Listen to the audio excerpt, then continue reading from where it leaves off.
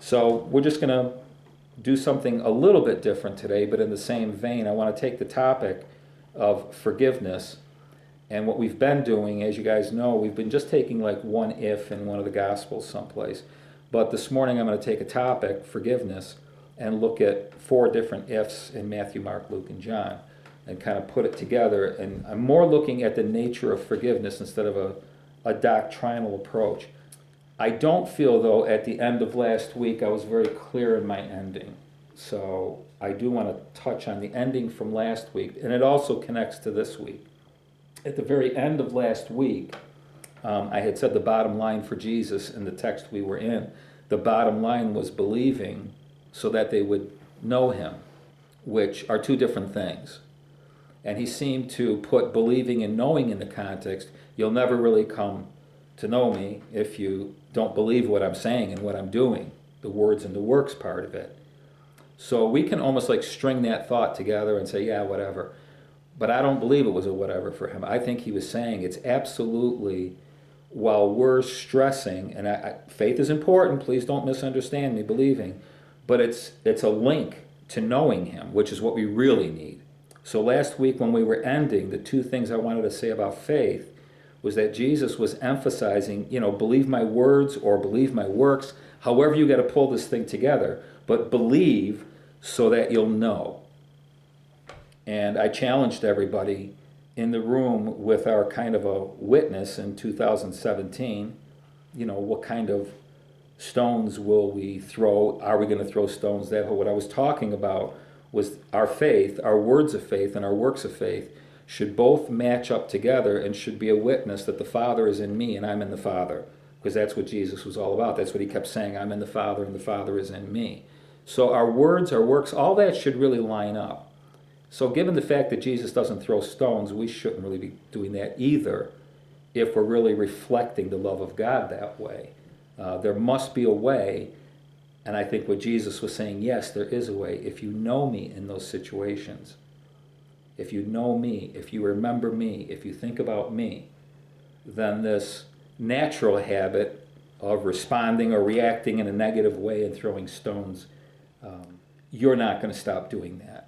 I can help you, but you got to start from the place of believing in me and then knowing me. Now, the second thing that I had said about faith was that the New Testament is clear about entering into a rest by having faith in his work.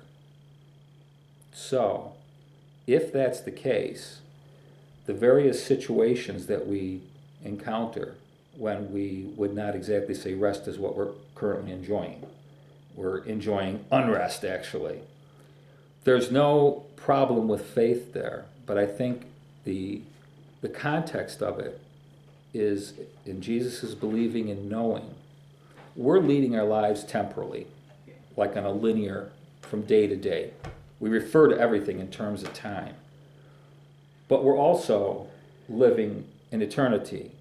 And I can't even say at the same time because eternity and time aren't exactly relational. Time is a tool of eternity.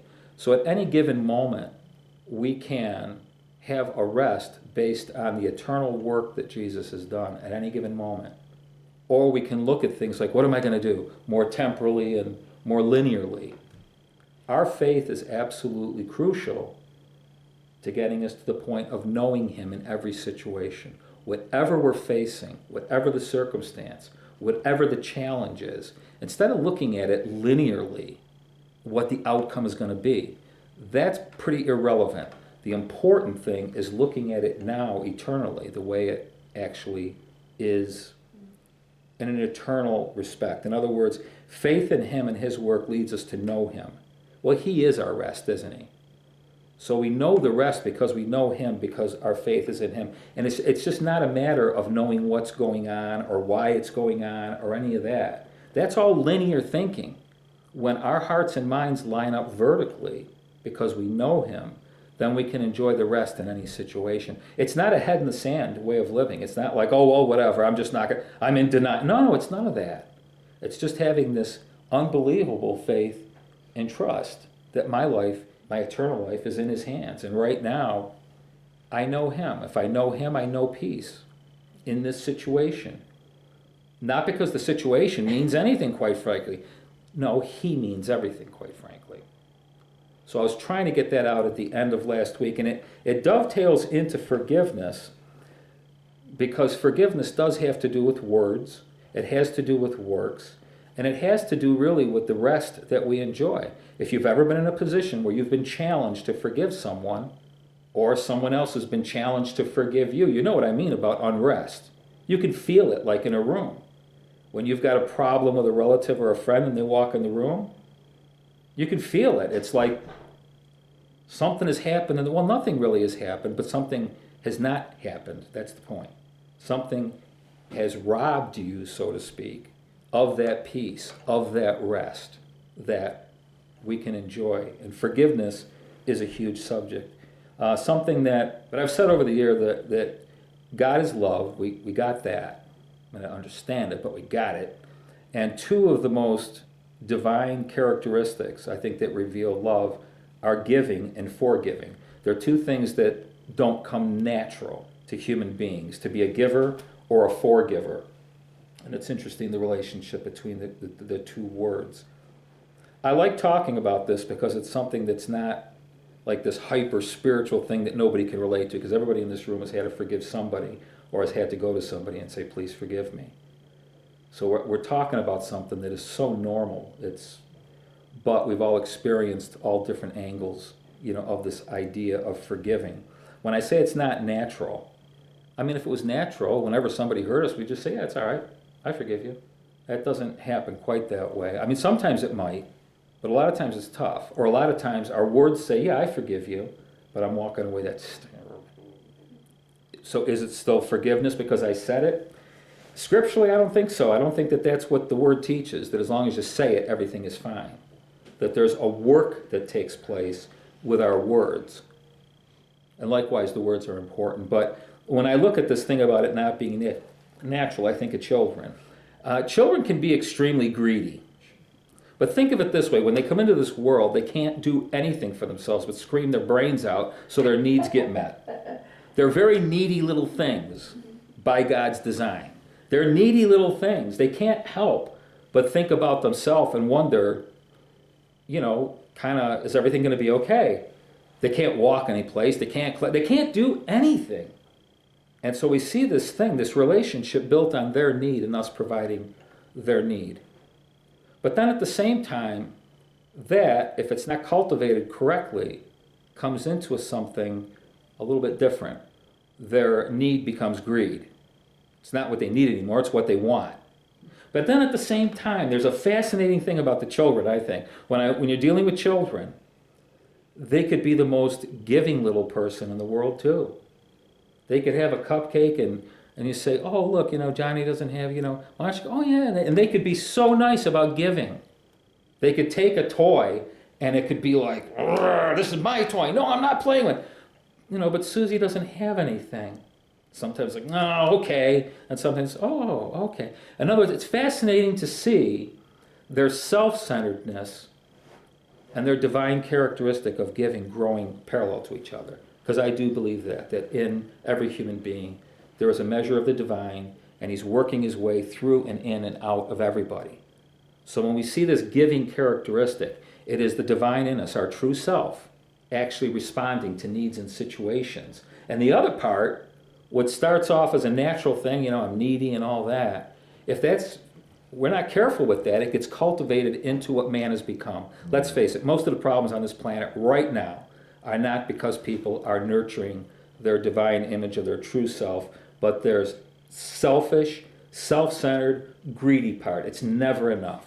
And we see this fascinating thing of the divine actually working his way, and it's the same thing with forgiveness.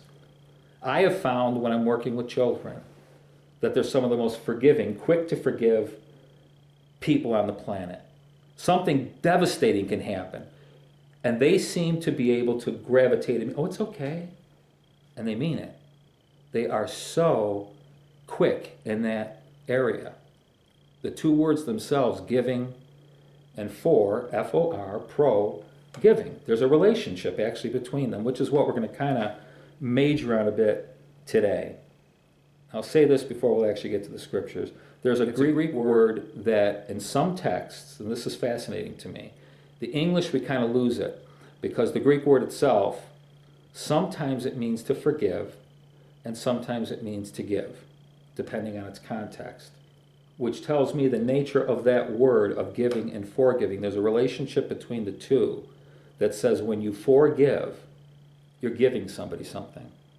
And when you give something, you are releasing, sending away something else, which is the nature of forgiveness. When you forgive someone, you're actually knocking the snot out of that sin or that offense. Bam! And it can't stay. It's been overcome by the power of forgiveness. We'll take a couple of texts just to kind of see how this works. Now, these are two verses that use the same exact Greek word. In Luke 7:42, it's the end of a little story that Jesus tells about two people who have this debt that they can't pay. And when they had nothing with which to repay, he freely forgave them both. Tell me, therefore, which of them will love him more? So it's the end of the parable that he was telling about two people having a debt. One is not very much, the other one is huge. He forgave both, which one will love more, basically. So that's the word forgave there. 1 Corinthians 2:12, this is the same word, the same Greek word. Now we have received not the spirit of the world, but the Spirit which is of God, that we might know the things that are freely given to us of God. Freely given. It's the same exact word. This is not the way we think. That actually, how can those two things be? Unless we realize, think about this, that when you forgive somebody, you're not just letting them off the hook, you're imparting something. You're giving them something, whether you want to call it mercy, compassion, grace, the Spirit. Forgiveness, the act of forgiveness is an act of giving. And whatever was in the way of giving them that thing is released. It's gone. It's sent away. It doesn't exist anymore.